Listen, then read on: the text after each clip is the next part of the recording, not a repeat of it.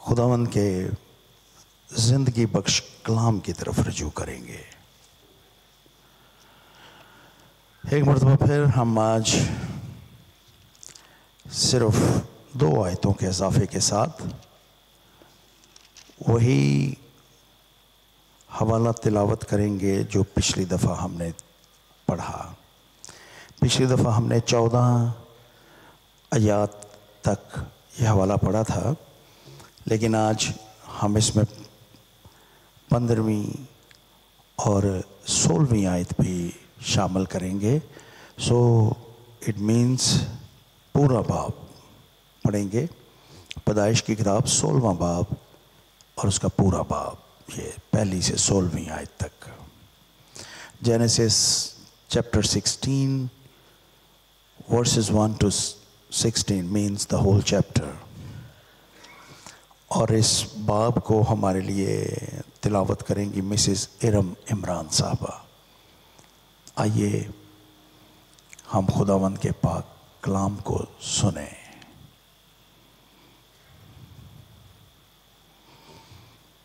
یسوع مسیح کی ابدی جلالی پرفضل اور فتح مند نام میں آج کی اس خوبصورت صبح میں آپ سب کی سلامتی ہو۔ ہمارے لیے آج کی روحانی خوراک۔ اور ابراہیم کی بیوی ساری کے کوئی اولاد نہ ہوئی، اس کی ایک مصری لونڈی تھی جس کا نام ہاجرہ تھا، اور ساری نے ابراہیم سے کہا کہ دیکھ، خداوند نے مجھے تو اولاد سے محروم رکھا ہے، سو تو میری لونڈی کے پاس جا، شاید اس سے میرا گھر آباد ہو۔ اور ابراہیم نے ساری کی بات مانی، اور ابراہیم کو ملک کنعان میں رہتے 10 برس ہو گئے تھے جب اس کی بیوی ساری نے اپنی مصری لونڈی اسے دے دی کہ اس کی بیوی بنے۔ اور وہ ہاجرہ کے پاس گیا اور وہ حاملہ ہوئی، اور جب اسے معلوم ہوا کہ وہ حاملہ ہو گئی تو اپنی بیوی کو حقیر جاننے لگی۔ تب ساری نے ابراہیم سے کہا کہ جو ظلم مجھ پر ہوا وہ تیری گردن پر ہے، میں نے اپنی لونڈی تیری آغوش میں دی، اور اب جو اس نے آپ کو حاملہ دیکھا تو میں اس کی نظروں میں حقیر ہو گئی، سو خداوند میرے اور تیرے درمیان انصاف کرے۔ ابراہیم نے ساری سے کہا تیری لونڈی تیرے ہاتھ میں ہے، جو تجھے بھلا دکھائی دے سو اس کے ساتھ کر۔ تب ساری اس پر سختی کرنے لگی اور وہ اس کے پاس سے بھاگ گئی، اور وہ خداوند کے فرشتے کو بیابان میں پانی کے ایک چشمے کے پاس ملی۔ یہ وہی چشمہ ہے جو شور کی راہ پر ہے۔ اس نے کہا اے ساری کی لونڈی ہاجرہ، تو کہاں سے آئی اور کدھر جاتی ہے؟ اس نے کہا کہ میں اپنی بیوی ساری کے پاس سے بھاگ آئی ہوں۔ خداوند کے فرشتے نے اس سے کہا تو اپنی بیوی کے پاس لوٹ جا اور اپنے کو اس کے قبضہ میں کر دے۔ اور خداوند کے فرشتے نے اس سے کہا کہ میں تیری اولاد کو بہت بڑھاؤں گا، یہاں تک کہ کثرت کے سبب سے اس کا شمار نہ ہو سکے گا۔ خداوند کے فرشتے نے اس سے کہا تو حاملہ ہے اور تیرے بیٹا ہوگا، اس کا نام اسماعیل رکھنا، اس لیے کہ خداوند نے تیرا دکھ سن لیا۔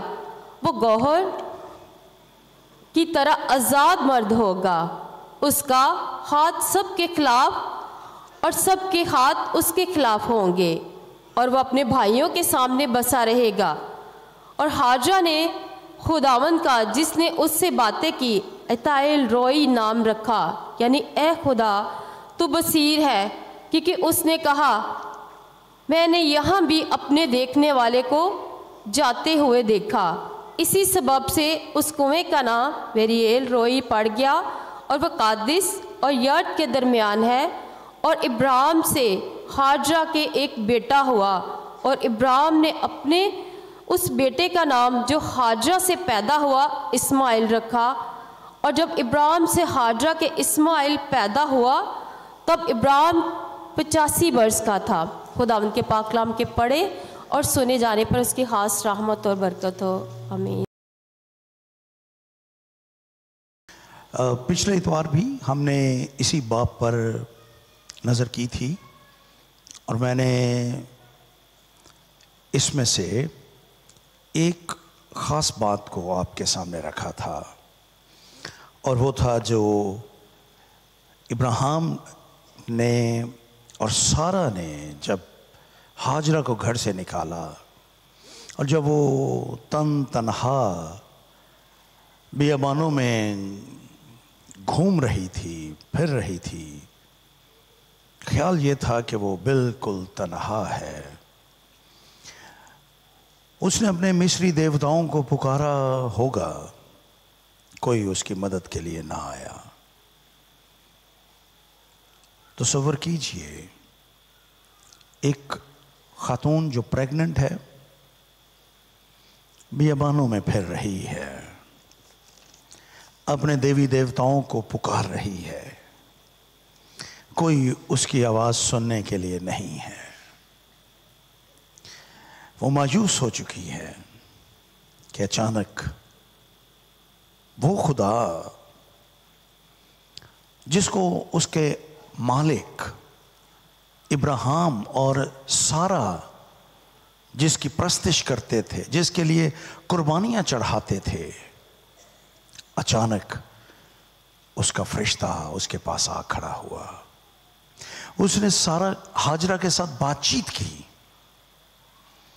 اور ہاجرہ کو کہا، اس کے ساتھ وعدہ کیا کہ میں تیری اولاد کو بہت بڑھاؤں گا، تیرے بیٹا ہوگا، اس کا نام اسماعیل رکھنا،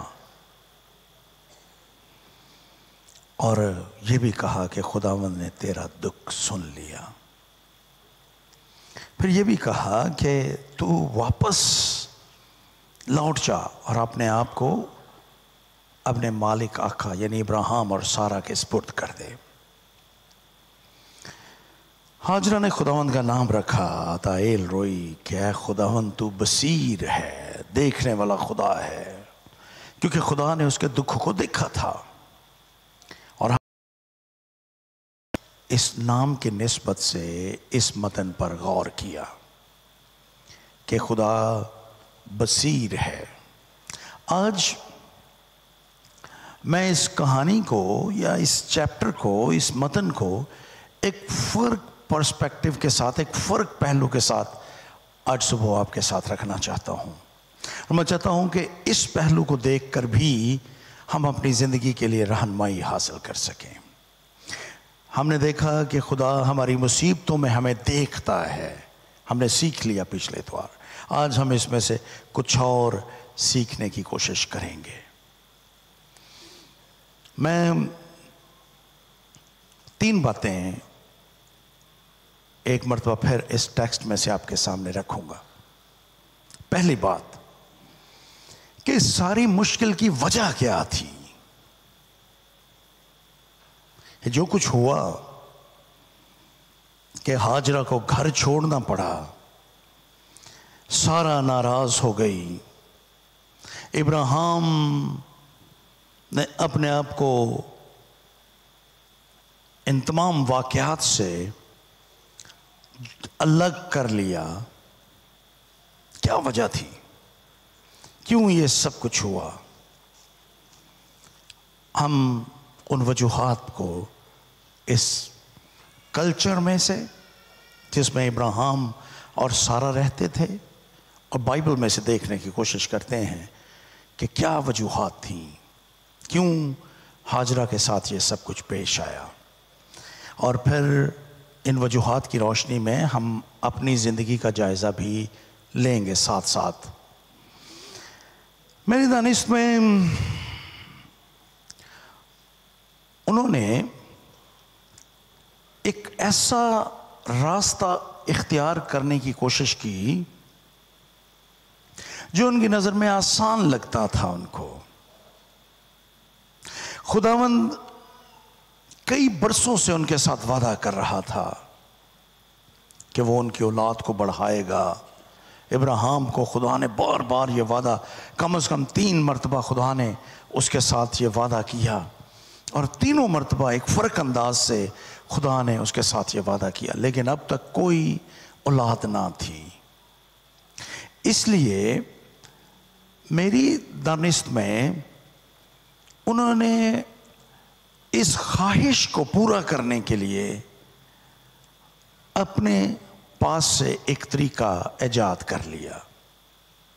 اس زمانے میں ہوتا یوں تھا اس کلچر میں جس میں ابراہیم اور سارہ رہتے تھے، اور یہ کسی حد تک ہمارے سماج سے بھی ملتا جلتا ہے، اگرچہ اب اس کی شدت میں کمی آ گئی ہے، لیکن اگر آپ تھوڑا سا ماضی میں چلے جائیں گے تو آپ کو یہ بات اپنے سماج میں بھی نظر آئے گی، اور وہ بات یہ ہے کہ وہ جوڑے جن کی اولاد نہ ہوتی تھی ان کو معاشرے میں کوئی بہت زیادہ ریسپیکٹیبل نہیں سمجھا جاتا تھا، ڈسگریس کیا جاتا تھا خواتین کو، مردوں کو، جوڑوں کو۔ اس سماج میں یہ بڑا عام تھا کہ بغیر وجوہات کو جانے کہ اس کی وجہ کیا ہے، کیوں خدا نے ان کو اولاد جیسی برکت نہیں بخشی، اس کو سوچے بغیر اس زمانے میں ایسے جوڑوں اور خواتین کو خاص طور پر ان کو لک ڈاؤن کیا جاتا تھا، کم تر تصور کیا جاتا تھا، ان کا مذاق مزہ کا اڑایا جاتا تھا، اور عام طور پر ان کو معاشرے میں عزت کے ساتھ ایکسپٹ بھی نہیں کیا جاتا تھا۔ یہ ہمارے معاشرے میں بھی تھا کسی زمانے میں، اب اس کی شدت میں آہستہ آہستہ کمی آتی جا رہی ہے، اور اب کسی حد تک یہ بات لوگ سمجھ چکے ہیں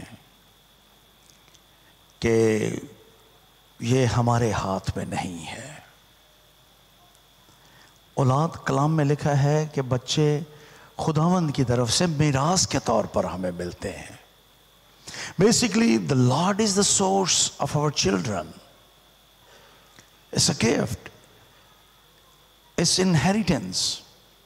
میراث ہے یہ جو خدا ہمیں بخشتا ہے۔ سو یہ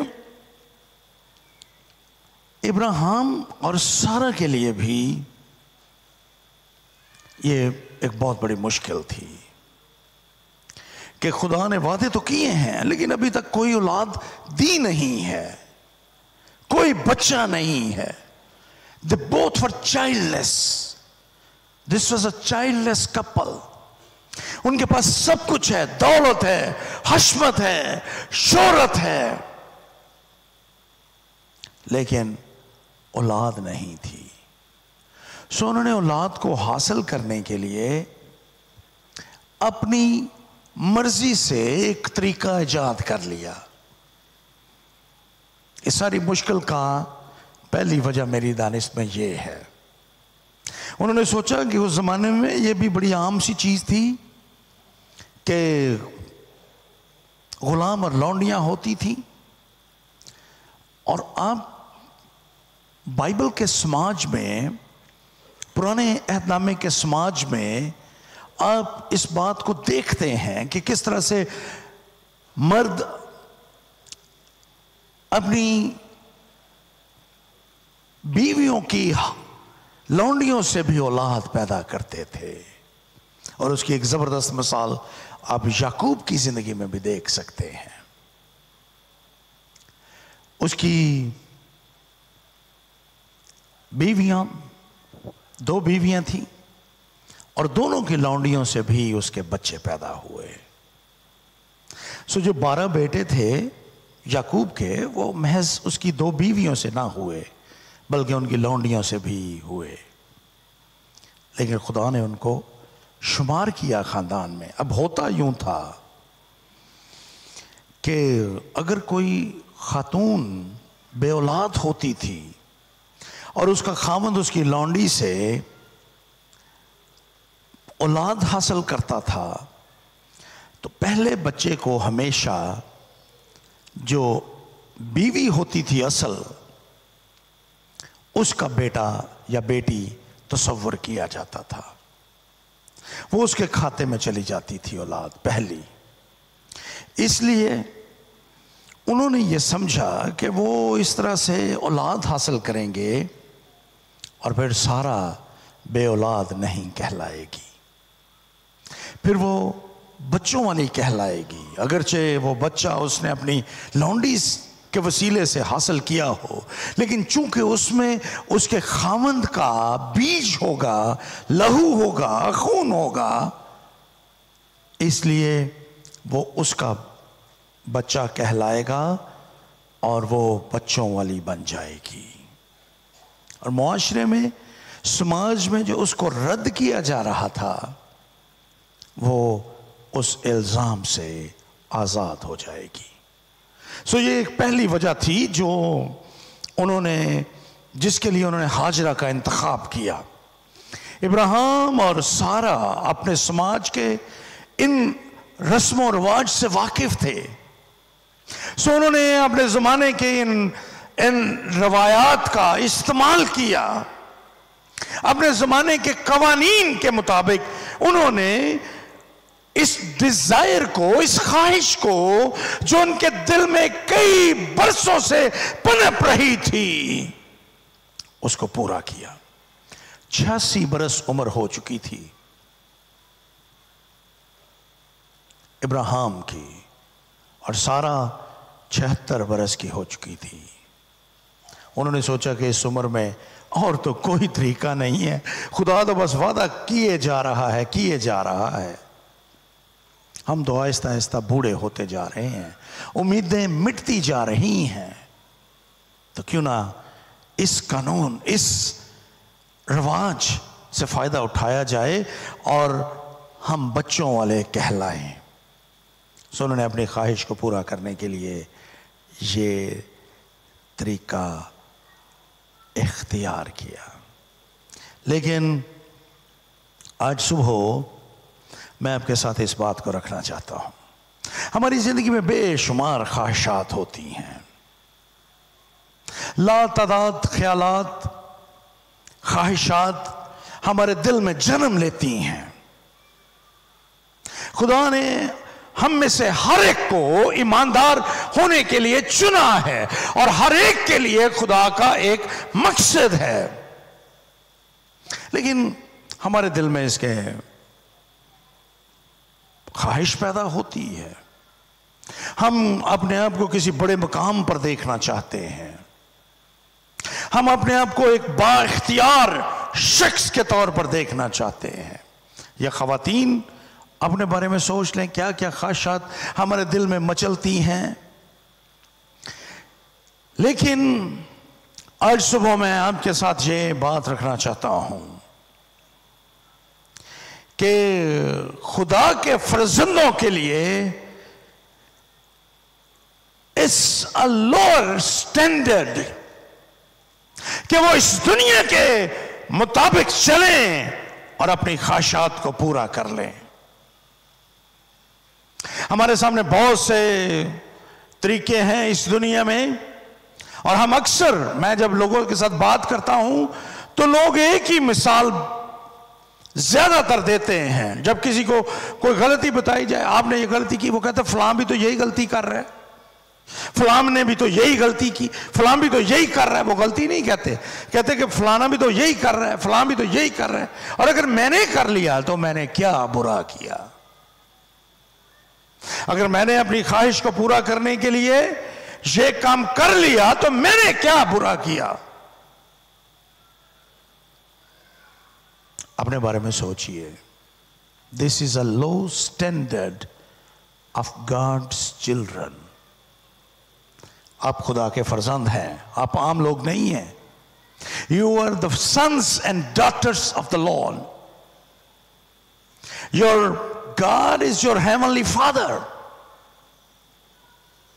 آپ جس طرح سے ابراہیم اور سارہ اپنے آپ کو ایک لو سٹینڈرڈ پر لے جاتے ہیں، اگرچہ وہ ایماندار ہیں، خداوند کی پرستش کرتے ہیں، لیکن اس کا مطلب یہ ہے کہ غلطیوں کا امکان ہر وقت موجود رہتا ہے۔ میں اور آپ ہر وقت غلطی کا امکان ہماری زندگی میں موجود ہے، ہم غلطیاں کر سکتے ہیں، لیکن It's a low standard. یہ خدا کے لوگوں کا معیار نہیں ہے.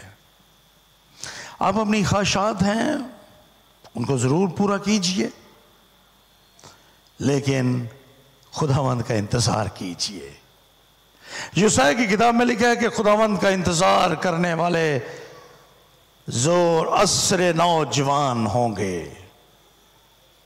ابراہیم اور سارا بوڑھے ہوتے جا رہے ہیں، 86 برس 76 برس، لیکن یوسیہ ان سے کئی صدیوں بعد یہ کہہ رہا ہے کہ خداوند کا انتظار کرنے والے، اس کے وعدوں کا اعتبار کرنے والے عصر نوجوان ہوں گے. اور رومیوں کے خط اس کے چوتھے باب میں پھر ان کے ایمان کے بارے میں لکھا ہے. ابراہیم اور سارا اگرچہ مردہ بدن ہونے کے باوجود وہ خدا پر ایمان لائے. اور وہاں پر یہ لکھا ہے وہ ان چیزوں کو بھی جن کا وجود نہیں ہے ایسے بلاتا ہے جیسے وہ ہیں. So this is the promise of the Lord. انتظار کیجئے. کئی دفعہ ہم انتظار نہیں کرتے، مہینے سال گزرتے جاتے ہیں اور ہم سوچتے ہیں کہ نہیں، خدا بھول چکا ہے مجھے. خدا جو مقصد خدا نے میری زندگی میں رکھا وہ پورا نہیں خدا کر رہا. آپ کی راہیں اور خدا کی راہوں میں فرق ہے. God is not bound to your schedule, to my schedule. He is not bound to that. وہ ہمارے ٹائم ٹیبل کا باؤنڈ نہیں ہے، محتاج نہیں ہے. He has his own timing. وہ اپنے وقت پہ کام کرتا ہے. ہمیں کیا کرنے کی ضرورت ہے؟ Need to wait. انتظار. زبور نویس کہتا ہے 5ویں زبور میں، میں صبح سویرے دعا کر کے خداوند کا انتظار کروں گا.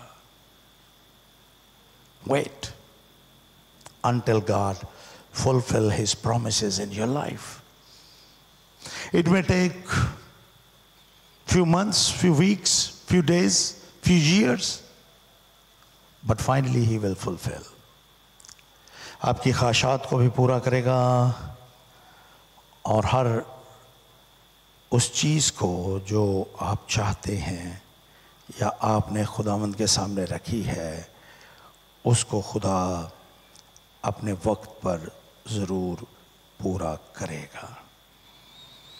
اسی لیے خداوند نے کہا تھا کہ دنیا کی جو سٹینڈرڈز ہیں، دنیا کے جو نارمز ہیں، قوانین ہیں، رسوم ہیں، رواج ہیں، ان سے الگ ہو جاؤ.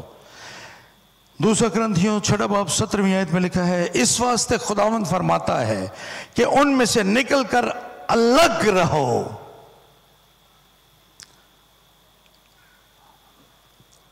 ابراہیم اور سارا نے اپنی خواہش کو پورا کرنے کے لیے اپنا طریقہ اپنانے کی کوشش کی، اور اس خواہش کو پورا کرنے کے اس طریقے نے اس ساری مشکل کو جو 16ویں باب میں لکھی ہے اس کو جنم دیا. ایک اور بات اسی سلسلے میں، وہ آپ اس بات پر بھی غور کیجئے کہ ہاجرہ جو تھی، یہ میں نے پچھلی دفعہ بھی تھوڑا سا ذکر کیا تھا، یہ مصری خاتون تھی.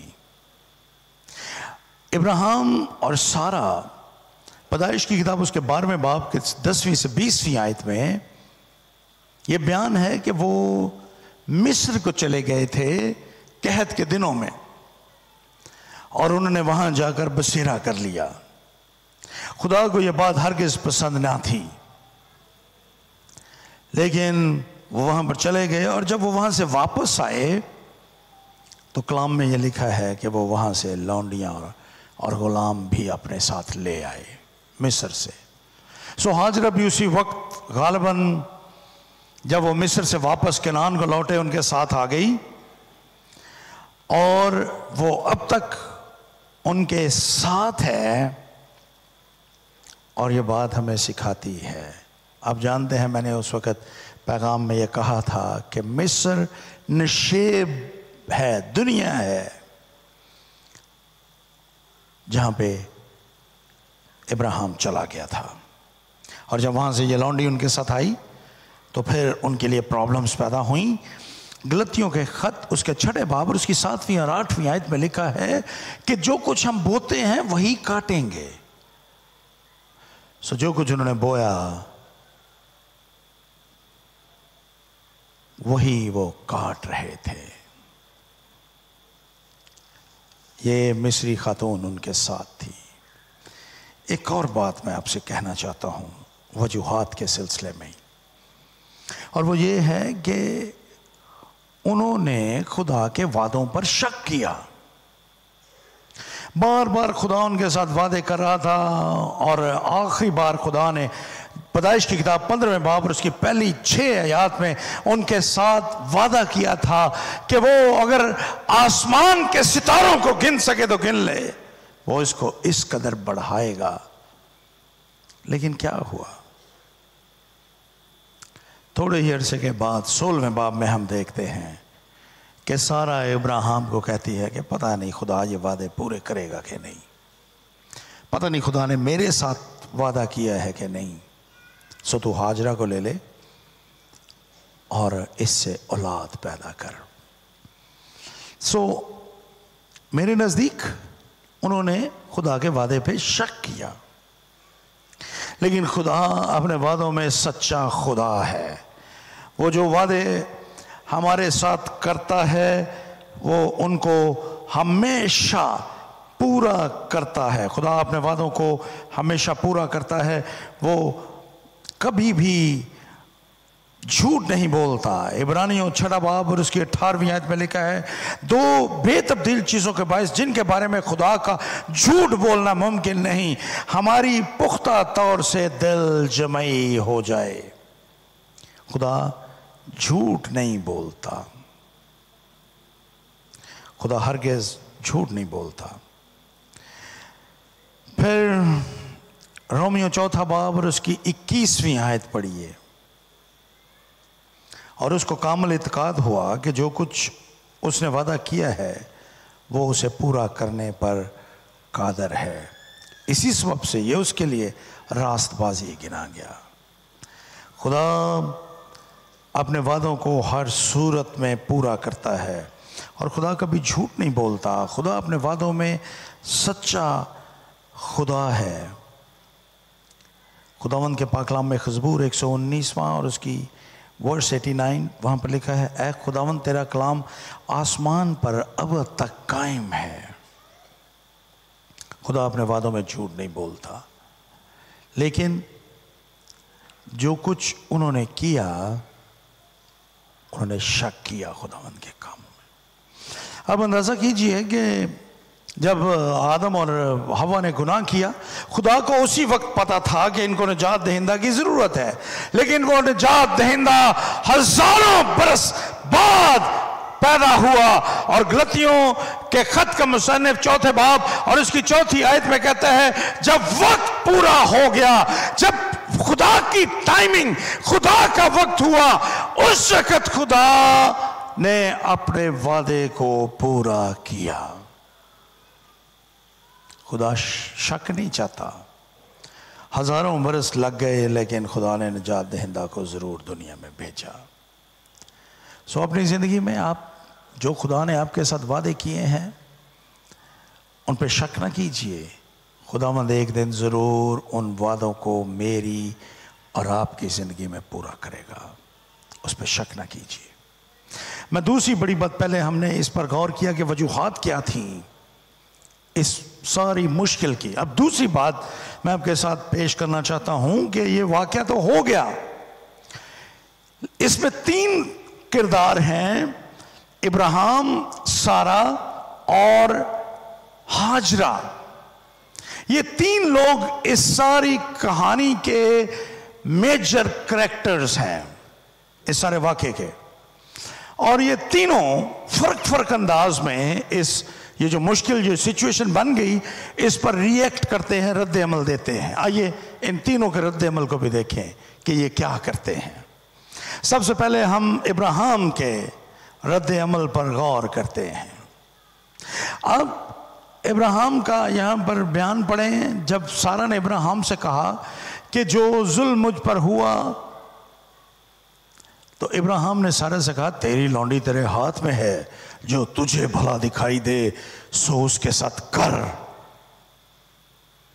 تب سارہ اس پہ سختی کرنے لگی. لیکن ابراہیم کے ری ایکشن سے آپ کیا سیکھتے ہیں؟ کیا کر رہا تھا ابراہیم؟ اس نے کہا کہ تیری لونڈی تیرے ہاتھ میں ہے، جو تجھے بھلا دکھائی دے سو اس کے ساتھ کر. ایسے لگتا ہے کہ وہ سوچ رہے ہیں کہ یہ مشکل اس کی مشکل ہے ہی نہیں، یہ اس کی مشکل نہیں ہے، حالانکہ وہ اس خاندان کا سربراہ ہے. ابراہیم ایمانداروں کا باپ، وہ اس خاندان کا سرپرست ہے، سربراہ ہے. لیکن یوں معلوم ہوتا ہے اس کی گفتگو سے کہ وہ مکمل طور پر اپنے آپ کو اس سچویشن سے، اس مشکل سے الگ کر لیتا ہے. کہتا کہ نہیں، یہ میرا مسئلہ نہیں ہے، یہ تیرا یعنی سارہ کا اور ہاجرہ کا مسئلہ ہے. سو تو جو تیرے دل میں آتا ہے تو اس کے ساتھ کر. اور وہ اپنے آپ کو اس سارے معاملے سے جدا کر لیتا ہے. یہ کوئی اچھا رد عمل نہیں تھا ابراہیم کا، کیونکہ آپ کو جب کبھی ایسی مشکل ہے تو اس کو سیٹل کرنا چاہیے، اس سے پیشتر کہ وہ مشکل بڑی بنتی جائے. اس کو سیٹل کرنا چاہیے، اس کو حل کرنا چاہیے. بائبل مقدس میں ایک اور جگہ پہ ایک کہانی، ایک واقعہ درج ہے. سیموئیل کی دوسری کتاب اس کا 13واں باب اور پہلی آیت سے 39ویں آیت تک پڑھیں. وہاں پر امنون اور تمر کا واقعہ درج ہے. They were step brother and sister. یہ دونوں سوتیلے بہن بھائی تھے. امنون کا دل تمر پر آ گیا اور وہ اس کے ساتھ زیادتی کرتا ہے، تمر کے ساتھ. جب اس نے ایسا کیا تو داؤد کے پاس معاملہ لایا گیا. داؤد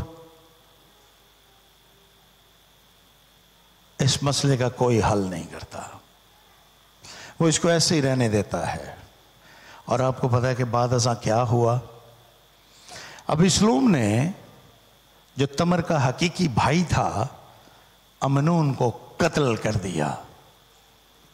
بلڈ شیڈ. اگر داؤد اس مسئلے کو اسی وقت حل کر دیتا تو یہ معاملہ سالو ہو سکتا تھا، اس خون تک نوبت نہ پہنچتی. لیکن داؤد نے اس کو حل نہ کیا، اس کو رہنے دیا، اور یہ معاملہ بڑھتے بڑھتے ابیسلوم نے ایک دن اپنے بھائی کو قتل کر دیا، امنون کو. اور نہ صرف اس کو قتل کیا بلکہ آپ جانتے ہیں کہ ابیسلوم نے اور کیا کیا کیا. اس نے داؤد کے خلاف بھی بغاوت کر دی. ابا جی تسی ادوں میرا ساتھ نہیں سی دیتا، اور اب ابا جی کے خلاف وہ باغی بن گیا اور خود بادشاہت کا دعویٰ بھی کر دیا. یہ ساری مشکلات داؤد کی زندگی میں کیوں پیدا ہوئیں؟ کیونکہ داؤد نے امنون اور تمر کے معاملے میں اپنے آپ کو بالکل ایسے اگنورڈ، اس نے اس معاملے میں کچھ نہیں کیا، اور یہ مشکل بڑی ہوتی گئی. میرے عزیزوں، میں آپ کے سامنے ایک خاص بات کہنا چاہتا ہوں. ہمارے گھروں میں، ہمارے خاندانوں میں، ہماری کلیسیاؤں میں، ہمارے سماج میں کئی مرتبہ چھوٹے چھوٹے مسائل پیدا ہوتے ہیں اور ہم ان کو نظر انداز کرتے جاتے ہیں. کوئی بات نہیں، کوئی بات نہیں، کوئی بات نہیں. لیکن وہ پھر بڑے ہوتے جاتے ہیں، اور جب وہ معاملات بڑھ جاتے ہیں تو پھر ہمارے بس سے باہر ہو جاتے ہیں. Try to settle down your problems when they started in the beginning. شروع میں ان کو حل کرنے کی کوشش کریں. اپنے اسکول میں، اپنے سماج میں، اپنے روزگار پہ، اپنے گھر میں، اپنی کلیسیا میں ان کو حل کیجئے. ابراہیم کی طرح کا رویہ درست نہیں ہے۔ اب آتے ہیں سارہ کی طرف۔ سارہ کیا کرتی ہے؟ سارہ بلیم گیم کھیل رہی ہے اس سارے واقعے میں۔ سارہ ابراہیم پر الزام دیتی ہے، وہ ہاجرہ پر الزام لگاتی ہے، اور یہاں تک کہ وہ خدا کو بھی گھسیٹ کے لے آتی ہے معاملے میں۔ کہتے سو خداوند میرے اور تیرے درمیان انصاف کرے۔ یہ اس کا رویہ ہے۔ This is very similar in our lives۔ ہماری زندگیوں میں بالکل ایسے ہی ہوتا ہے۔ جب کوئی مشکل آتی ہے ہم ایک دوسرے پہ ڈال دیتے ہیں۔ اب گھر میں دیکھ لیں، چھوٹی سی بات ہوتی ہے، کوئی بڑی بات بھی نہیں ہوتی، ہم اپنے بچوں سے پوچھتے ہیں یہ کس نے کیا ہے، تو وہ ایک دوسرے کا نام لیں گے، اس نے کیا، اس نے کیا، اس نے کیا، اس نے کیا۔ کوئی قبول کرنے کے لیے تیار نہیں ہے اپنی غلطی کو۔ بلیم گیم، اور یہ ہماری زندگی کا حصہ ہے۔ ہم کسی بھی، ہماری زندگی کی مشکل یہ ہے کہ ہم کسی بھی غلطی کو قبول کرنے کے لیے تیار نہیں ہیں۔ The best way is to accept your mistakes۔ کہیں میں نے کیا، یہ مجھ سے ہوا، میں معافی چاہتا ہوں، بات ختم، آگے چلیں۔ اگر آپ غلطی کو قبول نہیں کریں گے تو پھر بات بڑھتی جائے گی اور وہ آپ کے ہاتھ سے نکل جائے گی۔ سارہ ایسے ہی کر رہی ہے۔ سارہ ایک ایسی خاتون کا کردار ادا کر رہی ہے، انگریزی میں محاورہ ہے ایک، کہ اگر ماما خوش نہیں ہے تو پوری فیملی میں کوئی خوش نہیں ہے۔ If mama is unhappy, then all the family is unhappy. If mama not happy, nobody is happy. کوئی خوش نہیں ہے۔ سو سارہ یہی چاہ رہی ہے۔ سارہ خود خوش نہیں ہے، اور اب وہ سارے چاہتی ہے کہ سارے لوگ ناخوش ہو جائیں۔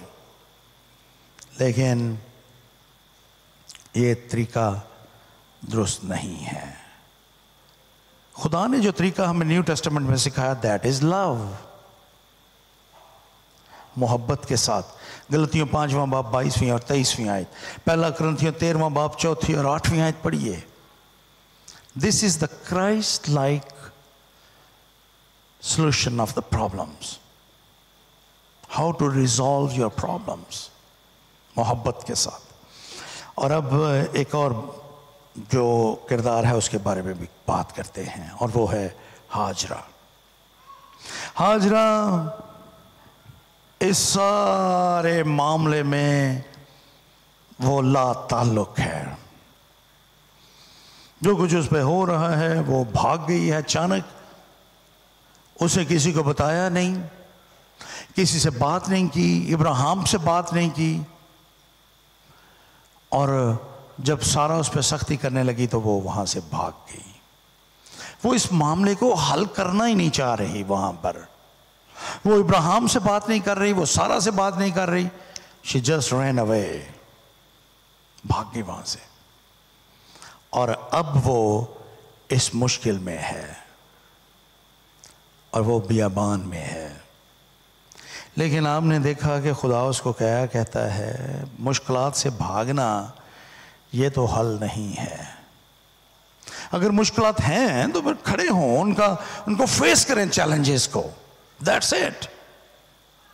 ہارنا جیتنا یہ کوئی مسئلہ نہیں ہے، کیونکہ ہر کھیل میں محض جیت ہمارا مقدر نہیں ہے، یا جیتنا ہمارے لیے نہیں ہے۔ اگر ہم ہار جاتے ہیں کوئی بات نہیں، اصل بات یہ ہے کہ آپ نے اس کو فیس کیا مشکل کو۔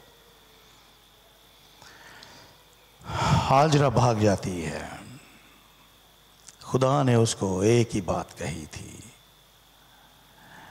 اس نے کہا 9ویں آیت میں خداوند کے فرشتے نے اس سے کہا تو اپنی بیوی کے پاس لوٹ جا اور اپنے کو اس کے قبضے میں کر دے. Go back where the problem started. Go back to your house, home, where you are living. ابراہیم کے پاس جا, سارا کے پاس جا. اور خاص طور پر یہ لکھا ہے کہ اس نے کہا کہ تو اپنی بیوی یعنی سارا کے پاس لوٹ جا, وہاں پر چلی جا. سو یہ میرے نزدیک یہ ایک زبردست حل ہے کہ ہم اپنی مشکلات کو, پرابلمز کو فیس کریں اور اس طریقے سے ان کو اختتام تک پہنچائیں. سو she went back to Abraham's family. واپس چلی جاتی ہے, لیکن وہ واپس تو چلی گئی, لیکن آخری بات یعنی تیسری بات پر غور کرتے ہیں, اور وہ ہے کہ پھر اس سارے واقعے کا, ساری مشکل کا نتیجہ کیا نکلا. اور نتیجہ آپ نے پڑھا 15ویں آیت میں. اور ابراہیم سے ہاجرہ کے ایک بیٹا ہوا, اور ابراہیم نے اپنے اس بیٹے کا نام جو ہاجرہ سے پیدا ہوا اسماعیل رکھا. یہ نام کس کو بتایا تھا خدا کے فرشتے نے؟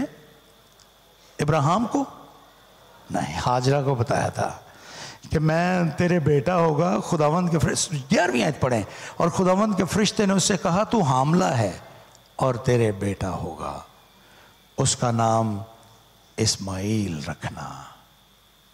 لیکن یہاں پر ابراہیم اپنے بیٹے کا نام اسماعیل رکھ رہا ہے. گویا یوں لگتا ہے کہ معاملات کسی حد تک سیٹل ہو گئے. جب ہاجرہ واپس آئی اور اس نے وہ ساری کہانی بتائی کہ کس طرح سے خدا کا فرشتہ مجھ پر ظاہر ہوا, اس نے میرے ساتھ یہ باتیں کی ہیں, اور اس نے مجھے کہا کہ اس کا نام اسماعیل رکھنا. یہ باتیں ابراہیم نے بھی سنی اور اس نے اس کا نام اسماعیل رکھا. اسماعیل پیدا ہوا. گنتی کی کتاب 32واں باب اور 23ویں آیت کو پڑھیے. تیرا گناہ تجھے پکڑے گا. Now this difficult child is born. اسماعیل پیدا ہوا. اور یوں لکھا ہے کہ جب اسماعیل بڑا ہوا تو خاندان کی مشکلات میں اضافہ ہوتا چلا گیا. اگرچہ اسحاق بھی پیدا ہوا بعد ازاں, کچھ ہی عرصے کے بعد اسحاق پیدا ہو گیا, اور جب اسحاق پیدا ہوا اس وقت اسماعیل 14 برس کا تھا. ایک وہ ٹین ایج میں تھا, اور اسحاق پیدا ہوا. اب آگے چل کر دیکھیں گے کہ کس طرح سے اسی وقت ان کے درمیان کانفلکٹ پیدا ہو گیا. ابراہیم کو ایک مرتبہ پھر اس کو نکالنا پڑا گھر سے, دونوں کو, اسماعیل کو. لیکن خدا نے جو وعدہ اسماعیل کے ساتھ کیا تھا, ہاجرہ کے ساتھ, خدا نے اس کو ہر حال میں پورا کیا. اس کو ایک بڑی قوم بنائی. آج ابراہیم تو نہیں ہے, نہ سارا ہے, لیکن وہ کشمکش آج تک موجود ہے. یہ نتیجہ نکلا اس ساری کہانی کا. لیکن خدا نے اسحاق کے ساتھ جو وعدے کیے ان کو بھی پورا کیا, اور خدا نے جو وعدے اسماعیل کے ساتھ کیے خدا نے ان کو بھی پورا کیا. دونوں کو برکت دی. لیکن اس کشمکش کو میں کوئی کمی نہیں آئی. وہ کشمکش آج بھی جاری ہے. اور گویا جب تک یہ دنیا ہے شاید جاری رہے گی. کوئی پیس نہیں ہے اس ایریے میں سارے میں. اینڈ دا ریزن از دس. پیس نہیں ہے, امن قائم نہیں ہو رہا, اور شاید ساری رہتی دنیا تک نہ ہو. یہ اس کہانی کا انجام ہوا. میں آج صبح میں نے ساتھ ساتھ اپلائی کیا ساری باتوں کو. آپ اپنی مشکلات کا سامنا کیجئے, فوری طور پر ان کا حل کیجئے, اور اپنی زندگی میں اس بات کو بھی قبول کیجئے کہ غلطی کا امکان ہماری زندگی میں ہمیشہ رہتا ہے, لیکن خدا ہماری انہی غلطیوں کو معجزات میں بدل دیتا ہے. God turn our mistakes into miracles. کئی صدیاں, کئی سال گزر گئے, صدیاں تو نہیں, کئی برس گزر گئے. ابراہیم سے اسحاق پیدا ہوا, اسحاق سے یعقوب پیدا ہوا, اور یعقوب سے 12 بیٹے پیدا ہوئے, جن میں سے ایک یوسف تھا. یوسف کو اس کے بھائیوں نے کنویں میں, ایک اندھے کنویں میں پھینک دیا, اور وہ جو کھانا لے کر آیا تھا وہ کنویں کے پاس بیٹھ کر کھانے لگے. یہ ابراہیم کا پڑپوتا ہے یوسف, اور وہ اندھے کنویں میں پڑا ہے. اس کے بھائی وہ کھانا کھا رہے ہیں, وہ چیخ و پکار کر رہا ہے, وہ ان میں سے ہر ایک کو پکارتا ہے, شمعون مجھے باہر نکالو, آشر مجھے باہر نکالو. وہ سب کے نام لے کے پکارتا ہے, لیکن کوئی اس کو بچانے کے لیے تیار نہیں ہے. لیکن اسی وقت وہاں پہ ایک قافلہ آ گیا,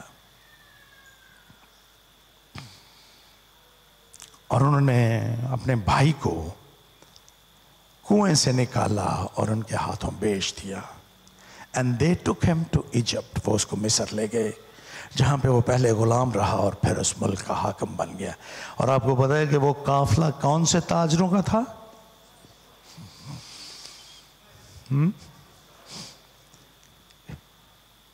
اسماعیلی. اگر یہ ہم سوچتے ہیں کہ this is mistake, یہ غلطی ہے, لیکن یہی غلطی بعد ازاں خدا انہی اسماعیلیوں کے ہاتھوں اپنے اس مقصد کو پورا کرتا ہے جو اس نے یوسف کی زندگی کے لیے رکھا تھا. کئی مرتبہ ہم سے غلطی ہو جاتی ہے, but God turns our mistakes into miracles.